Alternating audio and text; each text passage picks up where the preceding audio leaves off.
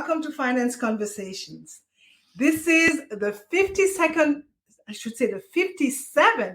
episode of the Merging Life and Money Show, and I am super excited to be here today. For those of you who do not know me, I am your host, Marie-Jo César. I help professional women bridge the gap between life and money by teaching them the relevant skills and knowledge they need to take control of their money, manage their finances, and understand that they can live their best life with the money they have. Thank you for joining in today.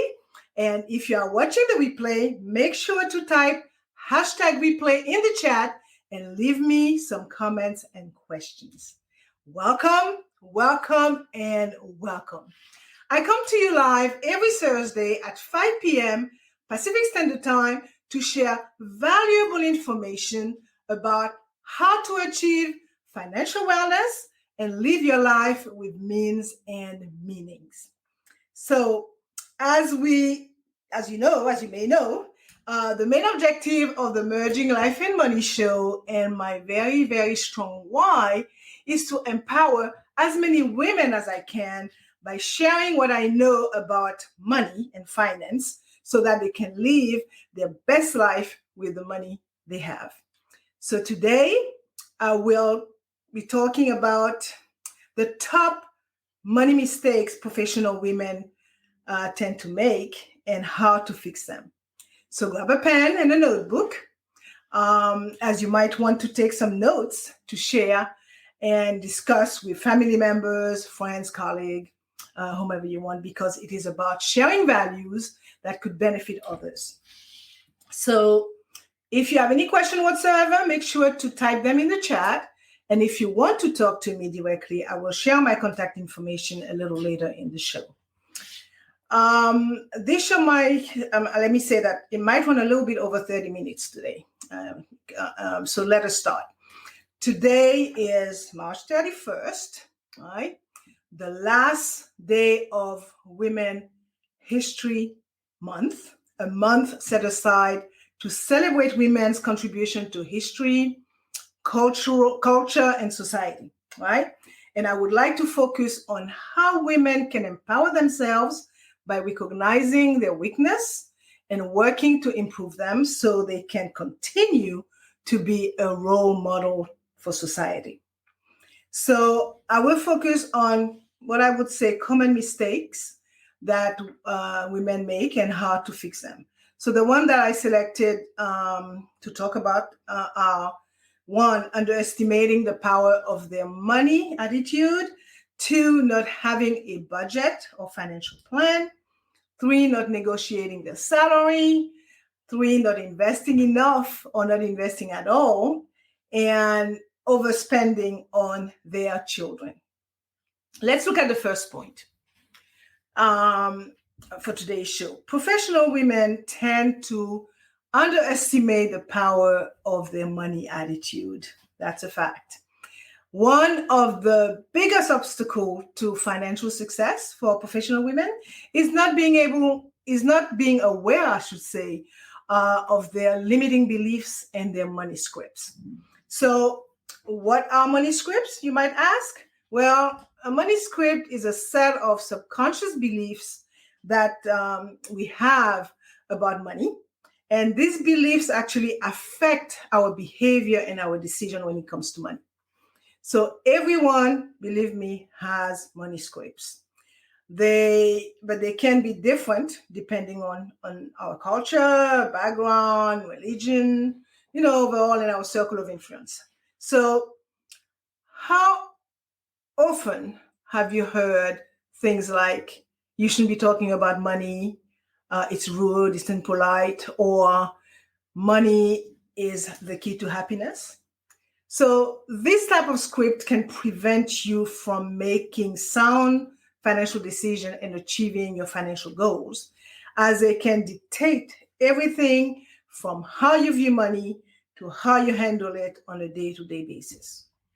I will also add that all too often, these scripts are completely subconscious, which means that you may not even be aware of the ways in which they are limiting your decisions and your beliefs, right?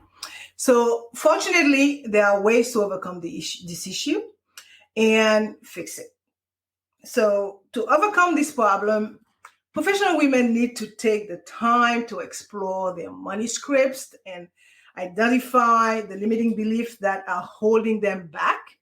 So once these beliefs have been identified, it will be much easier to start working on changing them. Okay, one way to do this is by working with a financial coach or a financial mentor, right? And they will be able to help you develop a money mindset that will help you identify and overcome your limiting beliefs. And also, they will help you achieve your financial goals. So if you're unable to work with a financial coach or a financial mentor, there are other ways to change your money mindset. Okay, one way is to read relevant books or articles about money mindset. There are also lots of podcasts and video and books that can help you develop a healthier money mindset. The most important thing is to be willing to change your beliefs and scripts, right? So if you are not happy with your financial situation, start by changing your mindset. It will be a changing process, certainly, but it is well worth it in the end. Now, let's look at the second mistake I identified. Not having a budget for not having a budget or a financial plan. So as you know, budgeting and financial planning are essential for maintaining a healthy financial life. Yet, according to a recent study, nearly 60% of professional women do not have a budget or financial plan. Therefore, they are not being proactive about their finances, right? So this is maybe a surprising statistic. It is for me anyway, given that women have made such significant strides in the workforce in recent years. So I will say that this can be a major problem because without a budget, it is difficult to track expenses and make informed decisions about how to allocate your financial resources. Okay, this can easily lead to overspending, to credit card debt, and to all kinds of other financial issues. Okay, so as I understand it, this lack of financial planning can be attributed to a number of factors. So let's explore them. Some professional women may be making enough money to cover their expenses and feel like, hey, they don't need to track their spending, right? Some may feel that budgeting is time-consuming and cumbersome, and they do not have the time or the energy to put towards it. Others may be uncomfortable talking about money and finances, which can make budgeting and financial planning seem daunting. And some professional women may feel like they lack the necessary knowledge and think as well that they have so little money left after taking care of major bills that it is of no use to have a budget. Basically, they may think that you must have or earn a reasonable amount of money to justify having a budget. And lastly, they may feel overwhelmed by financial planning and not being sure of where to start. So while these factors are valid ones, okay, it appears, however, that the most common reason is simply that women do not always see themselves as responsible for the household finances, period. I will add that such an attitude can be damaging because it can lead to severe financial problems down the road. At the end of the day, whatever the reason, it is clear that professional women need to be more proactive about their finances. And fortunately, there are many ways to overcome these hurdles and create a sound financial plan.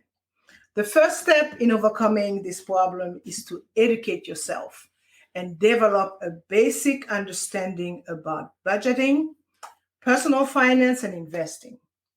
Nowadays, there are a number of excellent resources available, both online and offline.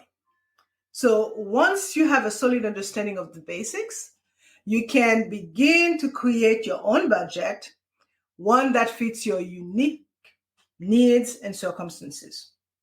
Trust me on this. It will require some trial and error, okay? And eventually, you will be able to tell your money where to go instead of finding out where it went. And finally, you should review your budget or financial plan regularly and make necessary adjustment as your circumstances change. Now, if you try these 3 tips and you are not successful, I would say that your next step would be to hire a financial coach or a financial mentor that can help you control your money and help you create a life you want and deserve. As I see it, with careful planning and guidance, you can secure your financial future and build a strong foundation for yourself. Now, so I will end the second point by saying that as professional women, we are often hustling and grinding away at our careers. We pour our blood, sweat, and tears into our work in order to succeed. However, there is one area where we may be falling short, and that is budgeting and financial planning. This can definitely be a problem when it comes to retirement, as well as unexpected expenses such as medical bills or home repairs. So I came to the conclusion that one of the main reasons women do not budget is because they don't think they need to. They believe that their job will always provide for them and that they will never have to worry about money. However, as we know, this is not the case. Job security is never guaranteed. And even the most successful women can find themselves in difficult financial situations. So, budgeting and planning for the future are essential for all women, regardless of their profession. Which takes me to the third mistake and point that I want to address today in today's show. Professional women tend to not negotiate their salary. Negotiating salary can be a tricky business. I got it. And is often fraught with emotion and anxiety, especially for professional women. Studies have shown, however, that women are less likely than men to negotiate their salary when they start a new job. And there are a number of reasons why this may be the case.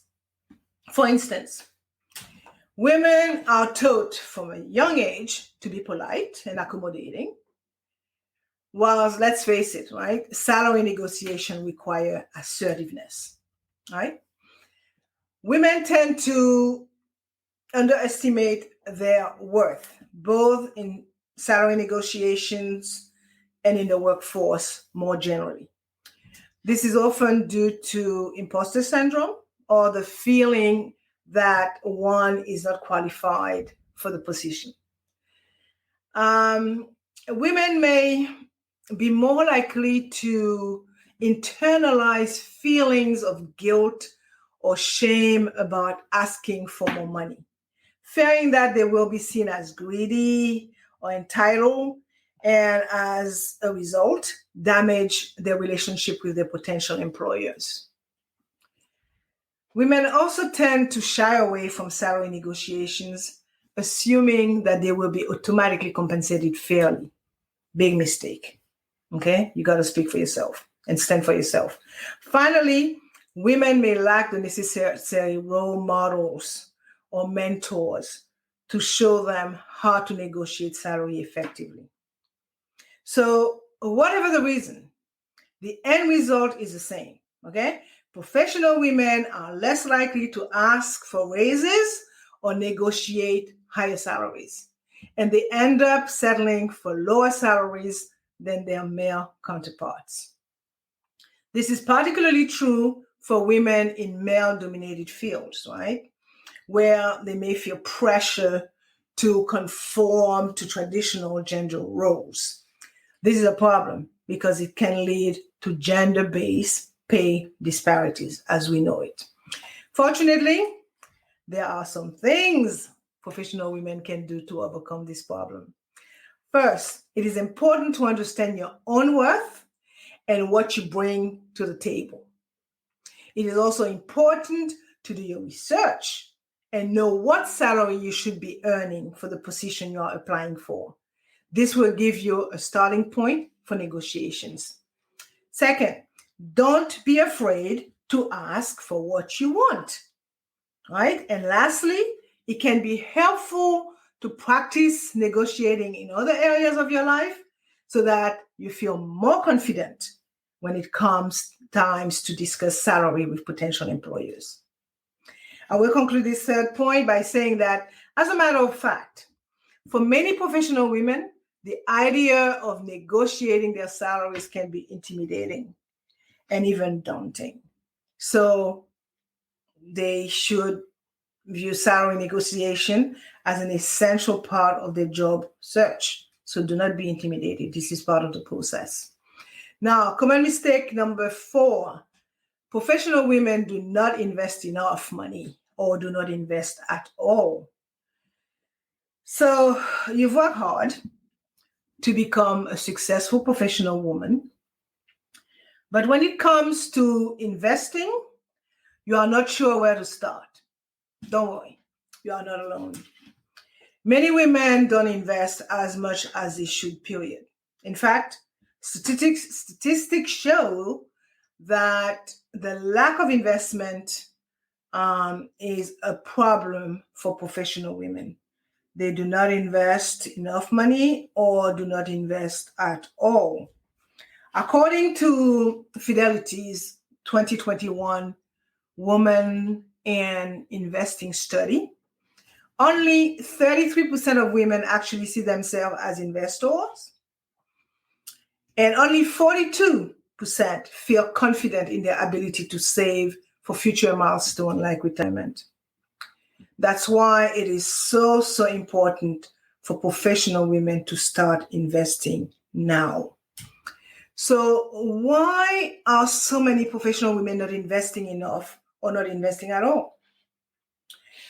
Well, they don't because they often lack the confidence or knowledge to get started.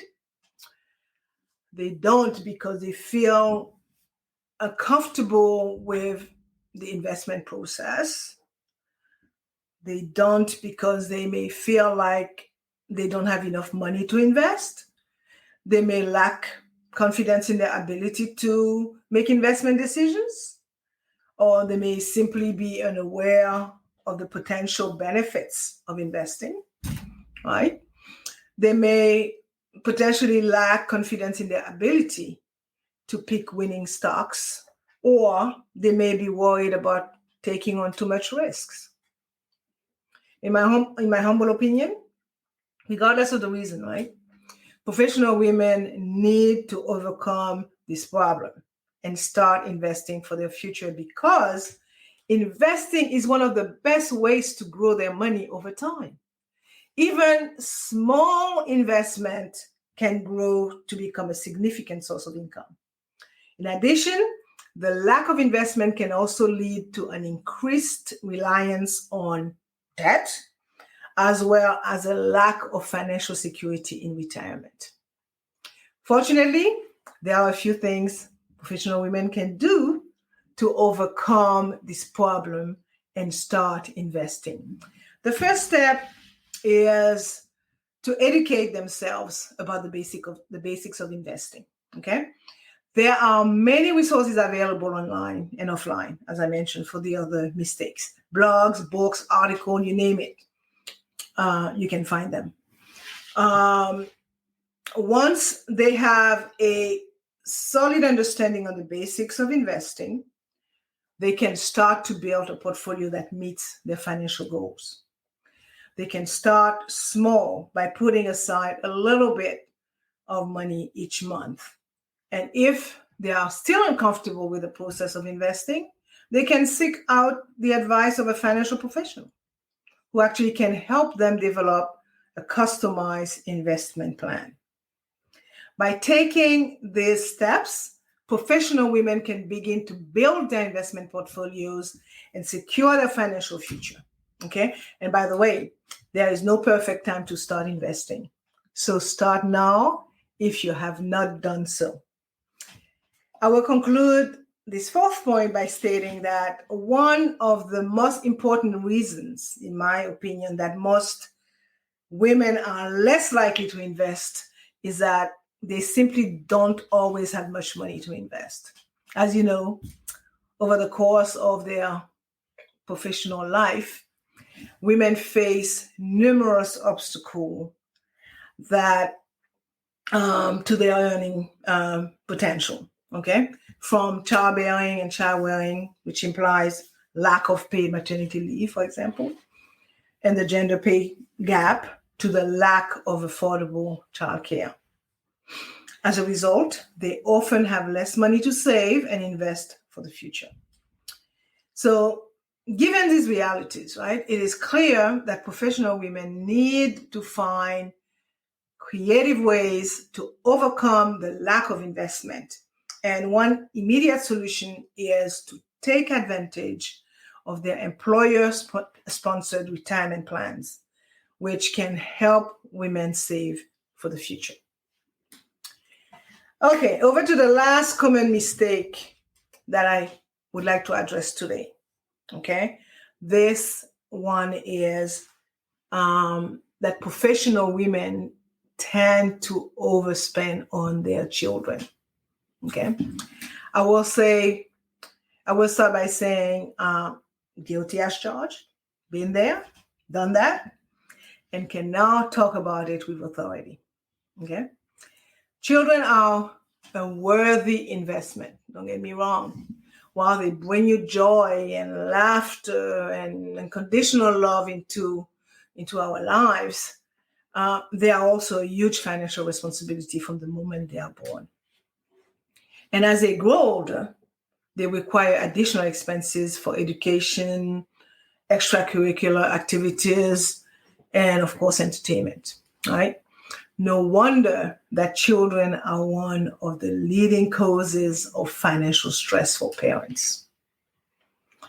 Okay, for professional women, the pressure to provide their children with the best of everything can be especially intense. With successful careers come higher incomes and greater expectations. Often, professional women feel that they must overspend on their children in order to give them every advantage in life. That's a fact. My take on that is that there are a number of reasons why this problem exists. And it is a problem. One of the main reasons professional women overspend on their children is because they feel a lot of pressure to provide for them. That's the nature of being a mother. This pressure can come from a number of places, including their own families, their friends, and even society as a whole. Women are often seen as the primary caregivers in our society. So they feel a lot of pressure to make sure that their children have everything they need. Okay, another reason professional women overspend on their children is because they want to give them the best possible life. Okay, this often means spending a lot of money on things like private schools, luxurious vacation, you name it. While there is nothing wrong with wanting to give your children a good life, it is important to remember that you don't need to spend a lot of money to do so. In other cases, it may be a way of compensating for the fact that they are not able to spend as much time with their children as they would like. Whatever the reason, overspending on children can have serious consequences, okay? It can lead to financial problems as well as resentment and conflict with the family. So if you find yourself overspending on your children, it is important to take a step back and reassess your priorities. Remember that your children will not always be children, and that they will need your love and support more than material possessions. All I can say is that, fortunately, there are a few things that professional women can do to avoid overspending on their children. The first step is to be honest with yourself about why you are overspending. Are you really doing it to provide for your children, or are you doing it because you want to impress others? Once you figure out the root of the problem, then you can start to look for solutions. One solution is to set a budget and stick to it. Okay? This may be difficult at first, but it is important to remember that you are not the only one who is trying to save money. Okay? Also, there are a lot of resources out here, I'm repeating that again, that can help you, including books, online budgeting tools, I'm hearing my phone, online budgeting tools and personal finance blogs and articles. Another solution is to think about what your children really need. A lot of times we overspend on our children because we think that they need something when in reality they don't. Okay? And finally, it is important to remember that you don't need to spend a lot of money to give your children a good life. There are a lot of affordable activities that you can do with your kids, like going for walks, playing outside, and reading together, for example. Okay, so I will end this last point by stating that according to a recent study, professional women are more likely to overspend on their children than any other groups. The study, which was conducted by the University of Bristol in England, found that children of professional women are more likely to be enrolled in private schools and are most likely to receive expensive gifts. Okay. Also, the researchers believe that this is due to the fact that professional women feel pressure to provide their children with the best possible opportunities. So in a society where success is often measured by material possessions, professional women may feel like they have to overspend in order to give their children a leg up. Personally, I think that nothing is wrong with that. Only if you can afford it. However, it is important to remember that children do not need expensive things in order to have a happy and successful life. And that there are many ways, again, that you could show your love without breaking the bank. Okay, so I'm going to wind down some and summarize what I talked about today. I talked about common mistakes that professional women and women in general make and how to fix them. I focus on just 5 of them. Underestimating the power of their money attitude, not having a budget or financial plan, not negotiating their salaries, not investing enough or not investing at all, and lastly, overspending on their children. Now, my reflection on the subject matter. As I see it, women make a lot of money mistakes, and I only touch on 5 of them. But by being mindful of this mistake and taking steps to correct them, women can gain control over their finances and set themselves up for a bright financial future. So take the time to learn about personal finance, invest in your future, and be mindful of your spending habits. And you will be on your way to financial success. Now, tell me, what money mistake have you been making and how will you fix it? Let me know in the comments. As you know, I like to end the show with a quote, and today I am quoting myself, and it reads, "People often do not realize that the power of their money attitude can greatly impact their financial future." This brings us to the end of today's Merging Life and Money episode, and let me share my contact information. In fact, I am going to show a banner that has my information, and I will let it run for the rest of the show.